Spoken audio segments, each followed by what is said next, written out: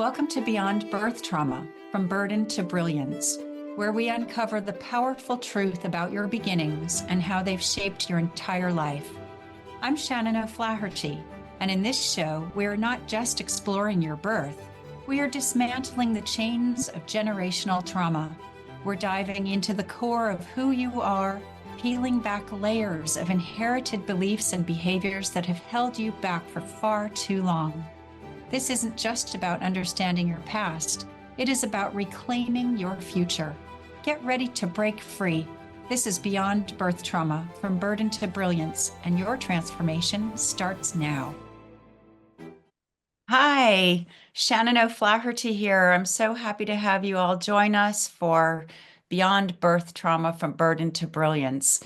And today's episode is about birth, vaginas, bacteria, seeding, and all things taboo. When is it right to trust the mainstream medical advice, and when is it best to trust your intuition? What kind of birth do you want to have that's right for you? And how do you uphold your authority during labor? Education is power. The journey into motherhood is perhaps one of the most sacred, misunderstood rites of passage a woman can experience. In this episode, Helen Shackleton shares her personal unfolding from the power of birth and the shift in identity to the deepening of love, the rise of intuition, and what it means to mother in a time of awakening and overwhelm. Helen Shackleton is a business professional, mother of two, and passionate advocate for women's empowerment. Raised by a single mother as one of 5 sisters, Helen left home at 16 and has drawn on that early experience of independence and resilience throughout her life and work. Since becoming a mother, she's discovered a new strength and inner power, one that has fueled her passion for challenging systems that don't serve women and creating spaces where underrepresented voices can be heard. She has spent her career supporting women and marginalized groups across projects focused on skills, enterprise, and economic inclusion, particularly in the world of SMEs and microbusinesses. Helen co-led the Red Tent in Harrogate, which is a women's circle rooted in community, shared wisdom, and transformation through motherhood. She continues to work at the grassroots to amplify women's experiences in business, in birth, and in life. And while she keeps a low profile online, she maintains a wide and trusted network. Helen, welcome. I'm so glad you're here with me today. I know, talk about stepping out your boundaries. I remember when you were pregnant with the first one all those years ago. But before we get into it today, really, because we are going to talk about some pretty heavy-duty experiences, I just want to say it's important to state clearly that this show and what we're talking about is based purely on personal experience and reflection. Neither Helen or I are medical professionals, and nothing shared here should be considered medical advice. Every birth is unique, and we encourage you to consult with your chosen healthcare providers when making decisions about your care. What we're offering here is story, perspective, empowerment, experience, and take what resonates and leave what doesn't. So, Helen, let's just dive on in. What does it mean to birth in alignment with your values in a world that's constantly telling you how to do it? Well, that's the question, isn't it? So, just like you were saying, I'm not a birth specialist. You know, I'm a businesswoman, and when I was having my first child, I was busy trying to finish off everything I was doing for work before setting off on maternity leave. You know, having the best birth wasn't really in my skill set, and it wasn't really something I was particularly thinking too much about at the time. I was doing a little bit of hypnobirthing, but essentially I was kind of, I'll get to that when the time comes. And I think these spaces are really good to be able to open up and have like conversations about birth, because there's a lot of over-sensationalization of birth. So for example, when I was having my first one born every minute was in the TV, and that was like quite traumatizing to watch, and almost like, so I think that pushes you down the road of like, wait, I'll deal with the birth when I get to it. And then I was really lucky that I had about 4 weeks off before my birth, and like I said, I'd been doing a little bit of hypnobirthing, and I'd found completely by accident, really, the local positive birth group that was running in the local area in Ilkley where I lived at the time. And it was a total turning point, really. I met a wonderful lady who is an independent midwife and doula, and she sent me away with literally a stack of books this high, and I spent 4 weeks just literally trawling through these books, watching all the videos, and trying to understand a little bit more about what this could mean to me individually, and not just a process that I had to go through. It wasn't an operation, it was birthing a human. So what does that mean? And really, I think that became the first unfolding of advocating for myself, because I think as you become a mother, you start to advocate for your children as well, but also starting to question how that birth was going to happen. And it ended up changing the whole trajectory, really, of birthing my children. It's so interesting that the amount of women when pregnant who don't read the books and don't find out what's going on in their body, and then it's like they're there, they think it's just going to happen. Well, yeah, yes, a baby will be born. However, with all of the stuff going on and all of your hormones changing and your body changing, your life changing for the rest of your life, and all of the possible complications that can happen during birth. I mean, I read every single book ever written about it. I think I took more than 4 weeks. I was reading the whole time I was pregnant.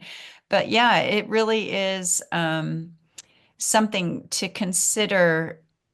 It's the start of your baby's birth imprint. Well, really, the baby's birth imprint starts with our ancestors. If you've been following this show so far, Yeah, you'll know it starts before you're even conceived. But coming into this time, this lifetime, you're creating that birth imprint for your baby right there. And you, as the mother, you're also creating your best experience. We want our childbirth to be one of the best days of our lives, not one of the most horrific, right?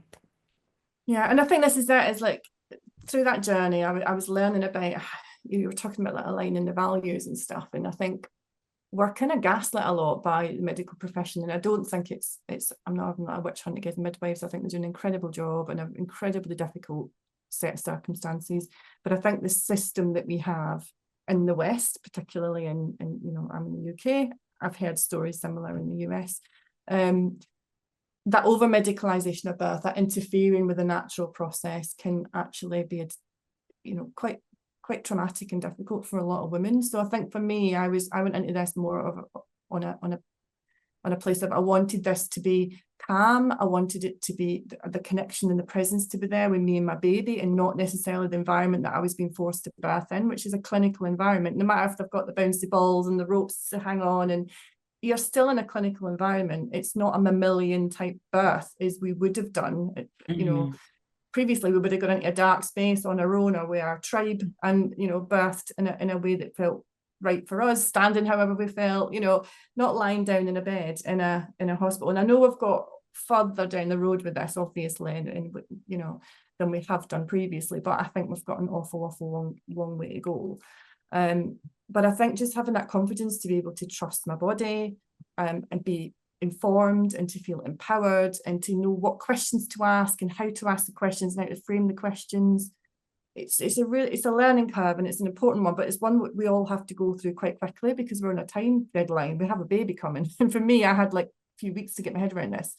So when you were reading all of this information, did one way forward jump out at you better than something else for you personally? I think for me, so I went ahead and commissioned Amanda to be my doula, and be with me at my birth. And for me, I felt comfort in that I knew I had someone that I had an instant connection with anyway. She had a huge maternal kind of connection there. And I just felt like having someone at the birth, along with my husband, was a crucial thing for me. And I get it's a position of privilege. It does cost money. I think some hospitals do like free doula schemes now, but that was a game changer. That was getting into a situation where things can change rapidly and quickly in a way that you don't want them to. But if you Mhm. have someone with you, and luckily she is a midwife, she's a midwife for 30 odd years, so she knew what she was doing. I was able to consult with her and talk to her, and she had my best interests at heart. So she didn't have the hospital's best interests at heart, or Mhm. the deadlines, or the timescales, or whether the bed needed to be freed up for the next person. She had my best interests at heart.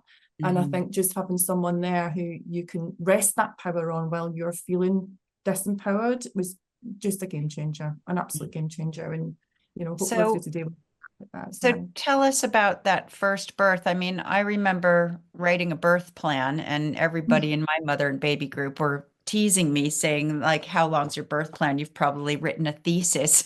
And I said, well, no, my birth plan's pretty short. It says basically, don't touch me. Just leave me Yes, alone. Let you me get on with it. Or like, don't interfere with me. So my birth plan was pretty short, don't actually. leave you alone. And this is the problem, is like with the best intentions in the world, they've got to manage,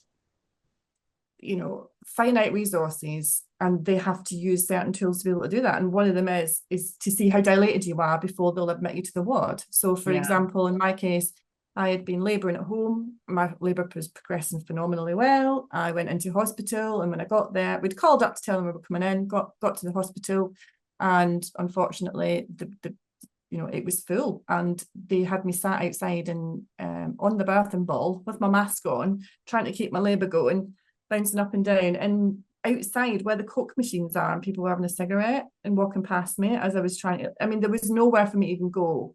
So my labour regressed quite considerably. By the time they did get me in, all they wanted to do was see how far along I was. And I knew myself that my contractions had slowed down. And I said, I don't want you touching me. I don't want you to see how far along I am. You either are going to let me stay here, or I'm going to have to go home. But I don't want you to interfere with the natural process of this.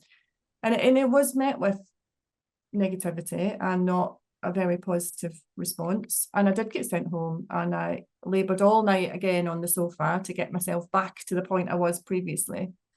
And then when I did finally get back into the hospital the next morning, a very kind midwife, and I made sure I actually went in after the next shift change, because I knew that the people that were there the night before knew who I was and weren't going to be particularly receptive to me. So I literally was like, I'm hanging on until the shift change. And then I finally went back in, and the midwife was phenomenal, and she was great. And she did let me stay. And I ended up in the pool and birthing my first baby in the water. And then coming back to the birth plan thing before we move on, I had 3 birth plans. And they were all around the mammalization of birth. So I said, I want the lights off. I had a sign I printed in the door which said, do not enter unless absolutely necessary. Don't talk to this woman. Don't touch this woman. I was obviously in the pool, and we had like an agreement where she could like put the I don't know what it was, the instrument against my bump to make sure that the baby was doing okay. But it was like minimum intervention, just let me crack on with it. And I did, and I birthed a 9 pound odd baby with nothing but gas and air, and it went really well. I consider it a successful birth, put it that way. And despite a bit of a issue getting in there, once I was in it, it did go to my plan. That bit I can confidently say went well. That's However, great that you actually went home and came back the next day so that you could have the pool. Because if you were there, then you would have had to birth the baby without the pool. I gave birth to both of my babies underwater, so I couldn't really imagine any other way of doing that yeah, because it was so, well, for me personally, it was just an amazing experience. Um, coming back yeah. to the medical thing again, in the later stages, my placenta wouldn't come away. And that's really where everything started to get a bit hairy. So that is where the obstetricians start to get involved, and timescales start to kick in. The clock's ticking. You have got So four you're in hours. the pool, you've Yeah. birthed the baby in the pool, and then you Mhm. got out of the pool. Mhm. And then the placenta wouldn't birth. Is that what's Yeah. happened? So breastfed the baby, which apparently helps for that to happen. Did the delayed cord clamping, everything I had in my birth plan I wanted to see happen, but then the placenta just wouldn't shift. And again, discussing it between me and my partner, and Amanda as well, it was like, well, let's just see what happens. It should come away when it's ready to, and it can take a while. It doesn't always come away straight away. However, the hospital had very strict guidelines and a time scale on it, and if it didn't come away by a certain point, they would remove it by hook or by crook. And they were kind of scaring me really with lots of statistics about infections and hemorrhages and all sorts of stuff. So I reluctantly agreed after however many hours to get an injection to see if it would separate. And they said, if this doesn't work, you will have to go into theatre, and we will have to take this out. And just before that happened, about 8 of them came into the room at the one time and said, I think what was happening was the theatres were pretty full. And they just wanted this out of me because they needed me out of the birthing suite and onto the ward, right? Is essentially probably what was happening, as well as the clock ticking, as they kept saying, the clock's ticking, the clock's ticking.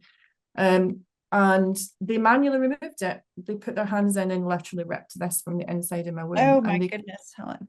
It was the most traumatic thing I've ever experienced and will ever experience, hopefully, in my entire life. But we discussed it, the 3 of us, afterwards, and we were quite horrified by just the way it happened as well. And the implications of it afterwards, I researched into, and knew that they could have caused a massive hemorrhage. They could have caused a lot of issues with the inside of my womb lining. And none of that was explained to me. It was just like, if we don't get this out, we're going to take it to theatre. And, it was all very cold, all very medical, although this is a massive emergency. But was it an emergency?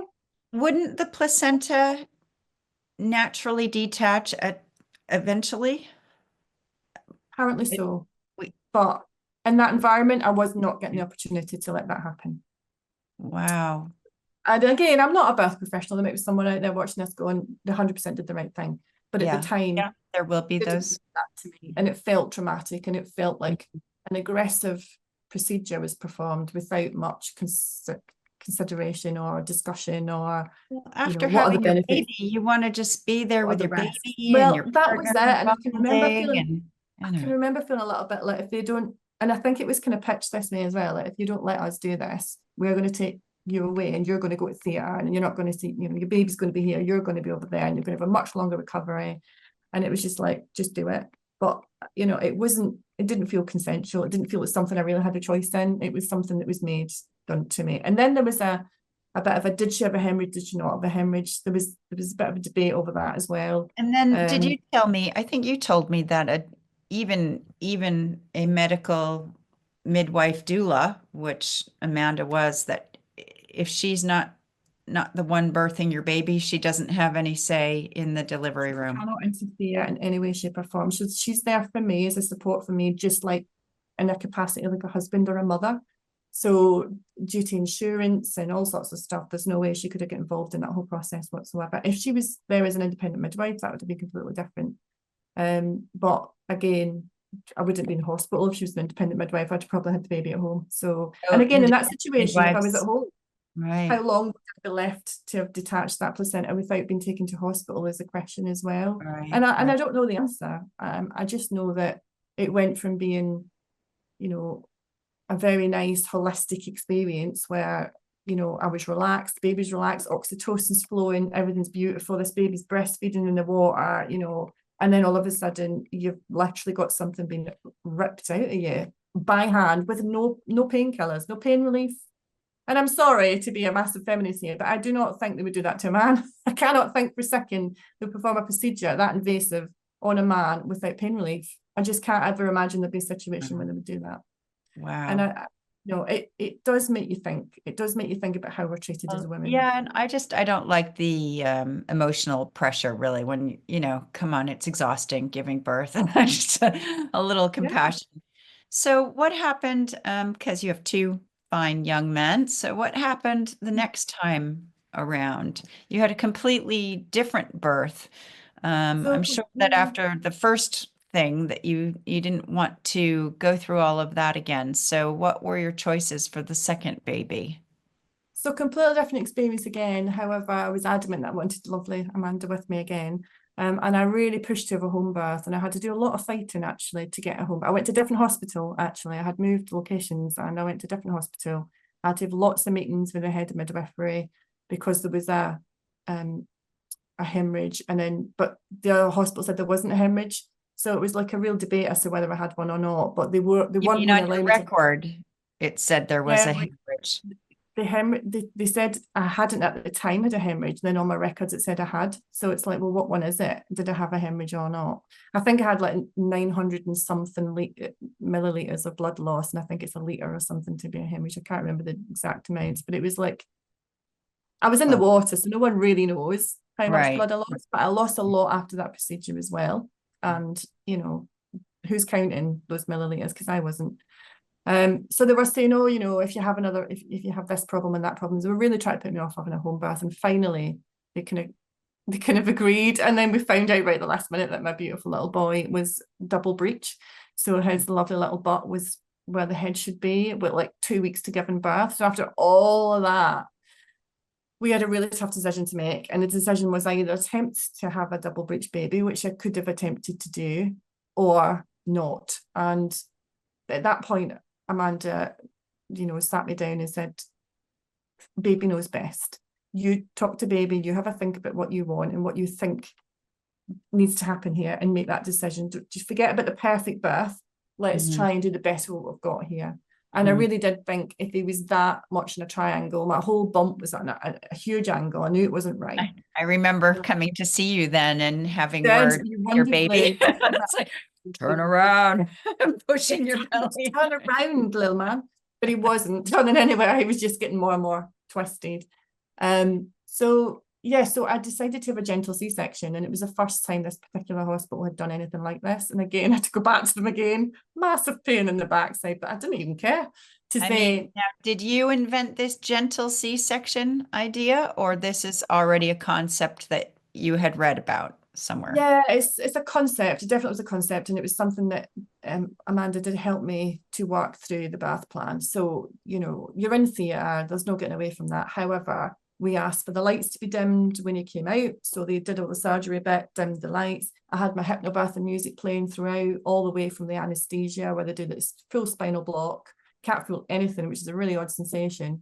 To then, you know, kind of that had the screen down so I could see everything they were doing, watching it all, you know, going on. And then as they kind of took him out the womb, he was wrapped around his umbilical cord multiple times to the point where he was really twisted. So I am glad that I made the decision that I made. And I think they definitely did know best in that scenario. They kind of unfurled him as they took him out. We asked for him to be placed on my chest in the theatre and breastfed in the theatre, which they let me do. And I had to ask special permission to have the doula there, because that is, they normally let one person in the theatre. So again, I think they were really, really great at trying to meet my needs here. And the anaesthetist himself said it was the best birth he'd ever witnessed, and they thought the music was phenomenal. And so hopefully it set the path for someone else to not have to, you know, if it has to be clinical, is there a nice way you can do it? We can still get that lovely ethereal, you know, feeling of like that process of birth, even though it is a more surgical environment. Yeah, I think it's really important to make that environment as calm as you possibly can, whether you're giving birth naturally or whether you're having a C-section. Yeah, I had a playlist too. I think Forrest was born to Annie Lennox singing "It Must Be an Angel." So it just popped into my head. I haven't thought of that in a while. So what kind of, even though it wasn't the birth you'd planned and that C-section, it was still yours. It was conscious. You were awake, you were connected, your partner was there, and the doula was there, and you were being heard. But then you told me that the system again didn't kind of hold you properly afterwards. Can you talk about what happened during Yeah. the next phase and what So happened? I was breastfeeding, and you get very little pain relief when you're breastfeeding. I had paracetamol and ibuprofen, which you take for a headache. But then I was that with a huge C-section scar, cut through multiple layers of tissue and muscle and all the rest of it, on paracetamol and ibuprofen. And I couldn't walk the length of myself. I couldn't walk to the end of the bed. I couldn't go to the toilet. And I was being quite quickly asked to get to the toilet so I could get home. And again, I was like, I'll be going home when I'm ready to go home, and I don't feel ready to go home yet. I feel very weak. I feel, you know, in a lot of pain. So I stayed in overnight, and I stayed in 2 nights actually, because by the next day I still wasn't right. I was in still a lot of pain, and I still hadn't gone to the toilet. And I had like twinkly lights in there and like the lights off, and then they would say, you know, don't have the baby into bed with you. And obviously I was taking the baby into bed with me, and I was breastfeeding the baby, and we had lots of skin to skin, and they would come in and take the baby out of the bed and put them back in the cot again and stuff, and I'd be like, take them back out the cot again and put them back on skin to skin again. Things like that. It's about knowing the way you want to have that bonding time with your child. I kind of did want that couple of days as well, just to be me and my son and just have that time just for us, because I knew after that time, you have to share with the whole wide world then for the rest of the life. That's the only time you get that little human just to yourself, just to, hold and smell and everything. And the oxytocin and all that. And then when I finally got to go home, I remember the car park's miles away from the ward. And I remember asking the midwife if I could have a wheelchair to get to the other end of the ward, at the other end of the hospital. And she said, oh, and the way she said it as well, she was like, what a hypochondriac. Like, I can't believe you need a wheelchair, and I Just a cried C-section. I mean, all that's the way major home. surgery. And it was probably a throwaway comment, and maybe she was trying to be funny, but I just had a baby. I hadn't slept in 2 days. I was, an incredible amount of pain. And her comment completely destroyed me. I cried the whole way home. I cried through the introduction of my son to my other son. And it ruined the whole moment of me taking my baby home from hospital. Just the coarseness and the bitchiness and the toxic nature of those throwaway comments. And to be fair, there were more than one. There was comments all over the way. Oh, twinkly lights, our light's not good enough for you. Just stupid bitchy stuff. Yeah, And I remember there's no need for it. You should be like, oh, that's a nice idea. You don't have to get up and switch the light on when you're breastfeeding because you've just had C-section. What a great idea that. In fact, why don't we get some twinkly lights and make it really easy for the next patient to come? Really. Like take a page out of yeah. We're all in this together. We're all women. Like where's the sisterhood in this? I forgot to ask you about the seeding because that was something when we spoke about that I had never heard about before. And now so we're good. We're backtracking again. So this is with the second baby, right? Yes. So if you're having a C-section, talk to us about seeding because I only learned about it. You were blown away by this, weren't you? So this is another Amanda thing. I would have known about this. And it's quite controversial even now, actually. I did have a quick look, because this was a few years ago. I did have a look to see whether a lot of people are still doing this or not. So when newborns are delivered through C-section, they're not getting exposed to their mother's vaginal microbes. And there was that early gut skin bacteria they think can play a massive role in immune and metabolic development. So because these C-section babies typically miss out on that natural exposure, what we did was we put a gauze essentially inside my vagina before I went to theatre. Obviously a sterile gauze, but to kind of like wipe around in there. And then when he came out and he got placed in my chest, we took the gauze and wiped it all around his face and around his nose and his eyes and his mouth. And it's a way of trying to restore some of the microbes that he didn't have the natural, because he didn't have the natural route out, really. Now, that makes sense to me. To me, that's just almost like a big duh moment. Like, well, yeah, why not replicate? And again, I was probably the crazy lady that swabbed her baby with vaginal juice when she came out, right? And I was prepared to be the crazy lady. It didn't really bother me, to be fair. But, like, to me, it made perfect sense.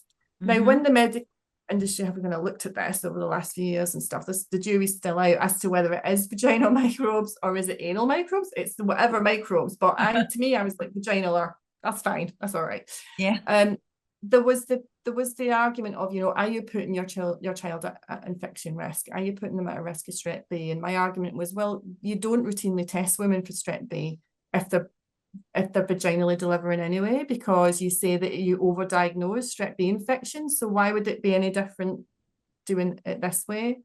So I just couldn't see any argument that I would have that would kind of put me off this. There was a really good, just coming on to that, there's a really good acronym that Amanda did tell me about that I use quite often now, actually, for lots of different stuff when I'm advocating for my children, and it's a BRAIN acronym. So when you are kind of going through these choices and these decision-making stuff, is, what are the benefits? So what is this procedure, or is this going to benefit me? Is it going to benefit the baby? What are the risks? What are the alternatives? Are there any other options? What is my intuition saying? What's my gut saying? And what happens if I just do nothing? And I think with those questions, if you go into any kind of situation, whether it's a birthing environment or any medical situation, whether it's dental, whatever it is, if you ask yourself, what are the benefits? What are the risks? What are the alternatives? what's my gut saying here, and what if I do nothing? I think Mhm. you can't really go wrong with asking those questions, but I feel like they're questions we should be asking. There's also, as we've talked about They before, Shannon, are. But the when you're fawn, there, like sorry, when you're, oh, sorry, when you're in an environment, repeat that again. Sorry, I oh, sorry, interrupted you. Repeat that sorry, again. sorry. Then when we've talked about before as well, where when you're in an environment where someone has like a medical uniform on, or like any kind of uniform on, that we Mm. go into a fawn response, because we want to be towing the line and going into like doing as we're asked, because we don't want to be thrown out the tribe, we don't want to be kicked to the curb, so we kind of like we fawn and we do as we're told.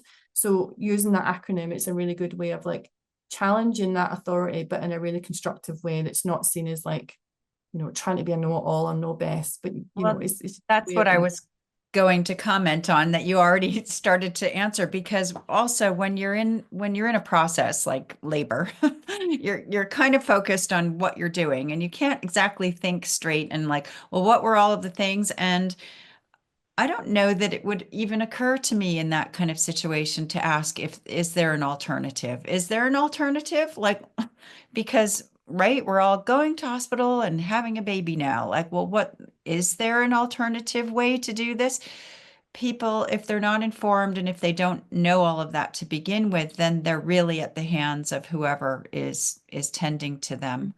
And yeah, I mean, I was very I know my for the second baby, my waters broke just a minute before he was born. Luckily, I didn't wait for them to break to go to hospital like the first one. And I was already in the pool and I felt a pop and I said, "Oh, I think my water's just broken." She's like, "Let me feel." And I was like, "No. No, I've just done this. I'm telling you, my water's just broke. Excuse me, I'm gonna have a labor pain now and push this baby out." Like, so I was just like, "No, you're not. No, no, you're not touching me." But not everybody has enough guts to say that to the person in uniform.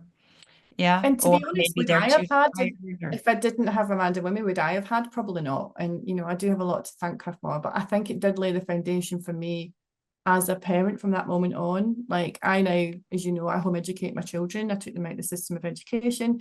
I challenged so much more. So I feel Mhm. like this whole process unfurled so much more than just delivering the babies. It delivered a mother. It delivered Mhm. someone that was able to go, do you know what? This isn't bloody good enough. Mhm. We need to do better. And coming back to your question about like, is there another way? Should there be another way? Here's a question for women out there. Yeah. Should there be another Well, way? So what could have made it easier? So let's talk about that. Like, yes, the other way. What could have been different about your experience to have made it easier for you physically, emotionally, like the alternatives? What could have been done better? I think to be not treated like a metric, to not be treated like something that needs to come, a process that needs to be dealt with. And that's what I think when you're in that environment, you're a process that needs to be dealt with. You come Hmm. in, you get you birth your baby, you go home. There's no holistic looking after that woman during that process, in my eyes, that happens in a maternity ward. And I say that again, like, I'm not bitching about the people that work there, because I think they do an incredibly important job under very, very difficult circumstances. So if you Hmm. look at all the headlines about midwives at the moment, they're extremely underfunded, they're extremely understaffed. They've got people training to become midwives that can't get jobs. So there's the system to support mothers isn't there. And then when you have the baby, it's all about the baby. So when you go to the clinics, it's all weighing the baby. How's the baby doing? And you might get a courtesy, "Oh, how are you doing?" But there's not much else apart from that. And I ended up with postnatal depression twice, and I ended up pretty poorly both times. And I didn't understand what was going on with me. I didn't know if it was normal or not. And it took months for me to get any kind of support and any kind of help. And that was going to the clinics and stuff and talking about it, and it still didn't happen. So I just think there's so much more that needs to be done, and I'm sure everybody agrees with me that to holistically support that mother. And I think us as women can do that to a certain level in the community. Like, we can talk about our positive birth stories, we can connect people to people with good stories and news, and desensationalizing things from like the one born every minute programs where they're literally like women screaming and climbing the walls, and it's all dramatic, and it's like What it is doesn't have this to show be like that you're that. talking about? One You born have to every minute? you have to go watch it. It was Oh, massive. If you ago. I don't know. I don't know if they do it anymore, but it was massive. I don't It know. was filmed in Leeds, actually. It was filmed in Yorkshire, and Okay. it was you know, a lot of the women that were on it were having like really tough times essentially, and it was some of it was really quite tough births, you know, shoulders coming out and all that kind of sparse and all that kind of stuff, and like quite extreme medical procedures. And, you know, it just seemed to be an over sensationalization of something it didn't have to be. And I think it probably scares a lot of people seeing that sort of stuff, you know. Oh God, it would. I mean, we think, oh yes, all I want to do is, get pregnant and have a baby. And ideally, it all does work out really beautifully and smoothly. And, we have our perfect pregnancy and we don't gain too much weight. And then we like pop the baby out in beautiful warm water and everything's groovy. And then we get our body back immediately. And then we just go on la la la like the perfect little mother, like it looks on Instagram. But that's not the reality of it at all. And to do things away from the mainstream norm is a bigger fight than some people realize. And I am not against mainstream medical at all, but I think that there's a purpose for it. And personally, I'd rather have mainstream medical people on hand when giving birth, especially for the first time. And this was with your second baby. You don't know what's going to happen. So, Mm. yes, I had both my babies in hospital, both of them in the pool, which was great. Well, Forrest was born in the bathtub, but that's another story. But, I was happy. I wanted a home birth too, but then I thought, well, I've never done this before. Birthing a baby could be easy, could be difficult, could have complications. I don't know. So better safe than sorry, I think. But yeah, you're not there because you've been in a car accident. You're bringing a new life into the world. So you're a conscious human being, not to be treated like, I don't know, even sick people So shouldn't be treated poorly like a patient, not like you have no voice, really. You should have a much bigger voice, especially if you're giving birth, because it's your body, your process, your child. and I think we know as well that women are gaslit, and you know, when it comes to medicine, I don't know how many people are going through menopause or perimenopause, but even if those conversations, so you know, it's just brushed under the carpet. Some of the symptoms that we have has not been, you know, I don't know, taken seriously. And we all know that that's, you know, that things are changing in that world as well, but not quite quick enough. And I think we've just got so much more to do on this. I mean, some of the books I'd read, and I know you hadn't heard of some of these authors, maybe you had years ago and you just can't remember, but one of them, Ina May Gaskin, she just blew me away. It talks about how she set up basically like a farm in America, and these women went to live on this farm, and it was like more like the kind of the red tent type of birth, where these midwives, you know, would come around and help birth these babies, and it would be very much a community thing. We would support each other. So here's a thing. Here's a nice business idea for someone out there. But you know, wouldn't it be nice to think about potentially going to something like that, where you're surrounded by other pregnant women and they're leading up to your birth, and you can talk about your experiences and what you're hoping for, or problems you might be worried about, or you know, like the women coming together thing is really important. And in society, we're kind of kept apart a lot. That's what Red Tent was really good at, was bringing people together. The movement, I the Red Tent wanted you movement. to talk a little bit more about the red tent. Is this still going on, the red tent movement, the red tent Not community? not our one, unfortunately. Things kind of like slowed down over COVID actually, and then we just lost a little bit of momentum It with it. wasn't And just for women who were pregnant. It was just a women's circle for any women to yeah, come and be yeah, part of, it was an right? international movement. Yeah, so they're all over the place. There was a really lovely lady that ran one in Leeds. There was one in Ilkley. There was one in Harrogate. There was one, you know, there's lots and lots all over the place. And if you have a look at the Red Tent directory, they'll tell you where the ones that are running are. But the one that I was involved with, I worked with a couple of other women, setting that up, and it was an incredibly powerful experience. We had women coming from all types of backgrounds, all different situations in their life, from very, very young, just still breastfeeding babies, right up until, you know, had been through the menopause and then the crone age. And women would bring to circle things that they wanted to leave there, things that they wanted to discuss there. And we weren't there to solve problems, we were there to listen. And I think that's what the positive birth movement did as well. And I was just reading actually that it's gone online. They don't have a lot of the positive birth in person sessions anymore, which I was really disappointed to hear actually, Like because I the think they COVID powerful. probably destroyed all of that Maybe, yeah, person meeting maybe. stuff. Yeah, a lot of. But a bit of a shout out to the lady that used to head it up, Millie Hill. She's got a few really cracking books as well. And I think I gave you a bit of a book list that we can list at the end of the show. Oh, yes, thank you for mentioning that. There is, I haven't done it yet on this show, but there's a free giveaway. So this giveaway is from Helen, and she's got a book list of all books to do with birthing and babies, and also a bunch of links for amazing things. And so when you tune into the shows, the Transformation Talk Radio show link, all of those will be there available for you too in the description of the show. Yeah, thanks for reminding me about that. And also, what about when the midwives change shift? Yeah, it's an Because interesting one. luckily I had the midwives all the way through. I mean, but would they really change shift in the middle of a Oh, yeah. delivery? Well, I was reading an article about this today actually, and it was saying that midwives are doing like 100,000 free hours of like unpaid labor because obviously they don't want to leave a lot of them don't want to leave the woman while they're literally Yeah. in the active stage of labor. So I think they'll probably have their own different ways of dealing with that in different hospitals, and we have to give them credit for that because, like, you know, they're not just abandoning women in the middle of need.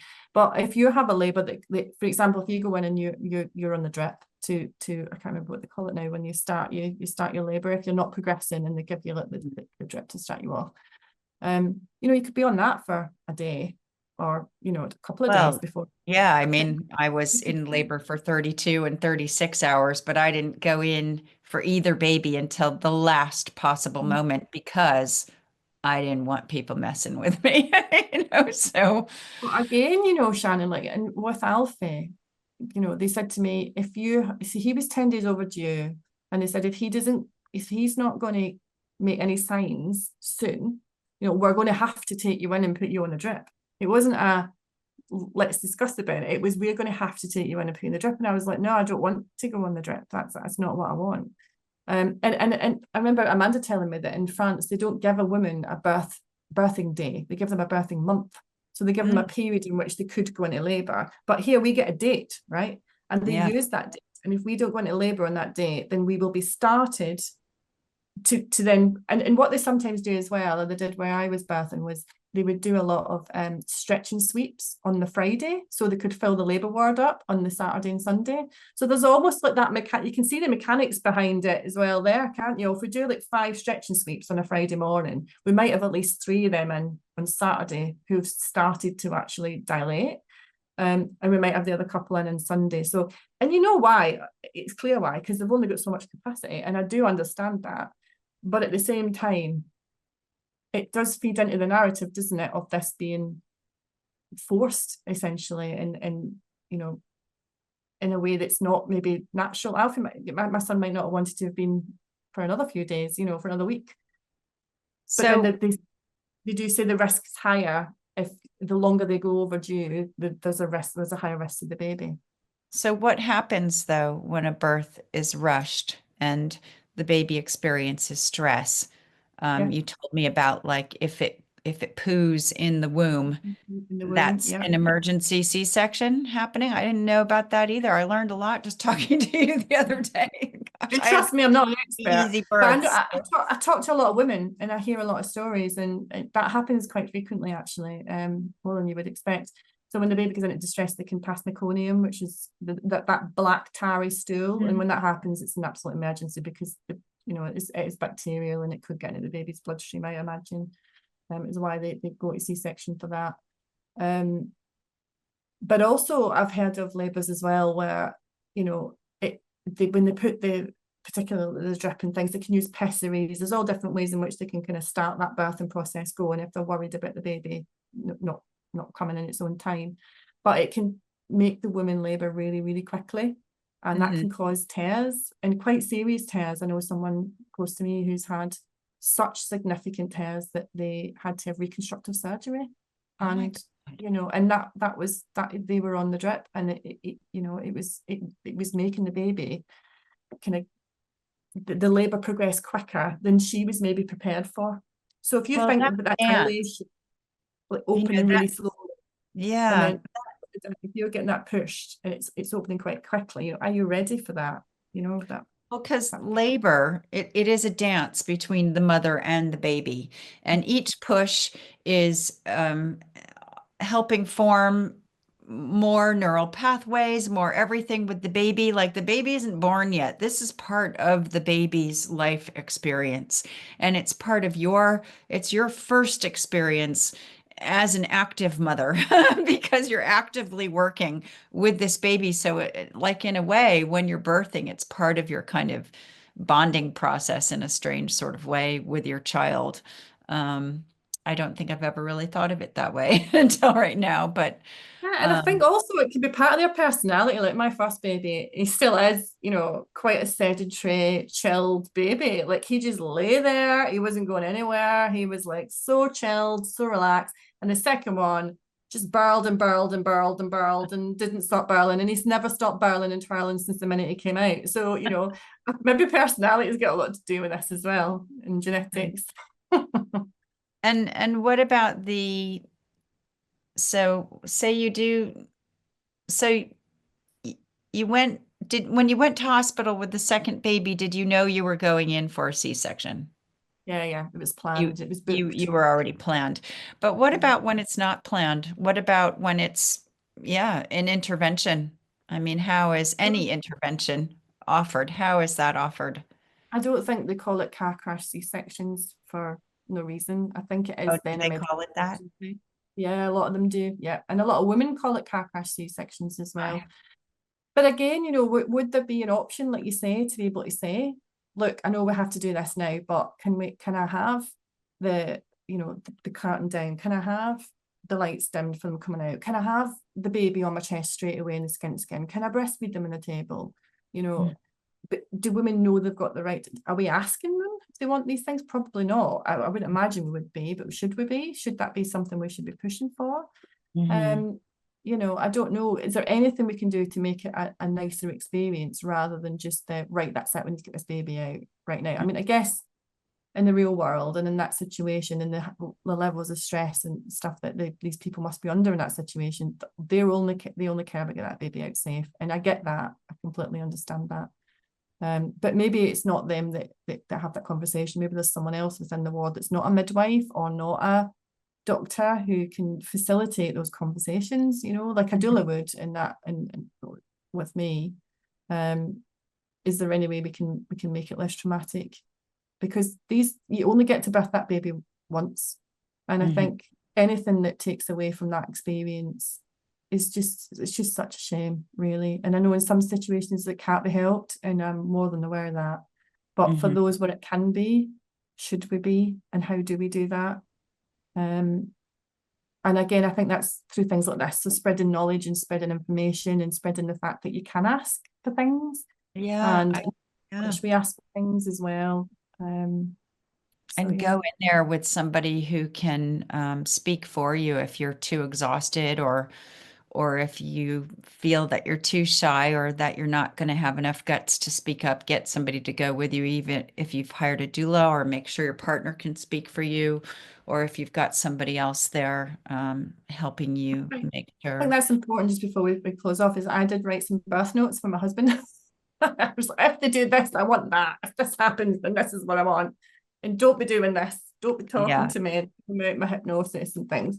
But I think that's yeah, important as well because they've never done this before. And it's a new thing for everybody. So everyone knows where their job when you get in that situation and you want to be left alone. And I think it was important to tell him as well that the doula wasn't replacing him. So it wasn't a fact of having him or her. It was she was there to support him as well. Because mhm. otherwise he would have to do all the supporting. And I don't know how equipped he would have been with that. So and not to take anything away from him because he loves me and he Yeah, wants his but we babies. don't know how our men are gonna fare. Yeah, but Bobby said that he felt so useless. He's Helpless. like he's like, I'm just telling you to breathe. Like he said, it just seems so ridiculous that it was really just down to me. But having him there being calm was helpful. Being So there. for anybody who is pregnant now and about to go give birth, just know that you have options. that you can design the birth the way that you want it, even if you have to have a C-section. Remember that you have rights and you have choices. And it's a really good idea to talk to your baby. Put your hand on your heart and put one on your tummy and talk to your baby and tune in and really connect with that baby and sit with yourself and think. Like Helen said, she had 3 birth plans. One for if it all goes naturally, perfect. What was the other one? If they were gonna, I one for have to go to C-section. hospital and then one if it's a All right. C-section. Yeah, so I didn't even think about all of that. So mine just said, "Don't touch me." But I think these days I might write something a little bit more. So thank you so much for sharing so openly today, Helen. If there's any one thing that you could have our viewing and listening audience take away from this conversation today, what would it be? To take your power back now. I think our children need us to be stronger than ever before. I feel in this world we have childism. We don't treat our children particularly well at the moment. I feel that we expect an awful lot from them. And I think that you're going to have to do a lot more advocating for your children than ever. So start your empowerment journey at birth and expect to keep going, because every parent I know right now is fighting for their children in one way, shape, or form.